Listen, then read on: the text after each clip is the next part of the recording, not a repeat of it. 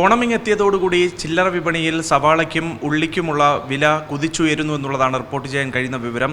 ചെറിയ ഉള്ളിക്ക് കിലോയ്ക്ക് 100 രൂപയൊക്കെ നൽകേണ്ടി വരുന്ന ഒരു സാഹചര്യമാണ് നിലവിലുള്ളത്. സവാളയ്ക്ക് കിലോയ്ക്ക് 45 മുതൽ 60 രൂപ വരെ പലയിടങ്ങളിലും ഈടാക്കുകയും ചെയ്യുന്നുണ്ട്.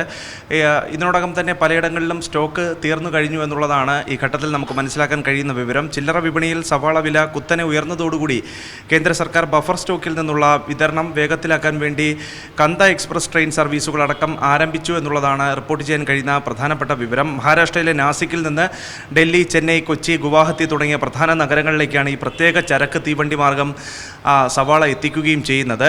ഡൽഹിയിൽ കഴിഞ്ഞ വർഷം 35 രൂപയായിരുന്ന സവാള വില ഇപ്പോൾ 65 രൂപയിലേക്ക് എത്തുകയും ചെയ്തിട്ടുണ്ട്. ചെന്നൈയിൽ കഴിഞ്ഞ വർഷത്തെ 33 രൂപയിൽ നിന്ന് വില 58 രൂപയായി ഉയരുകയും ചെയ്തിട്ടുണ്ട്.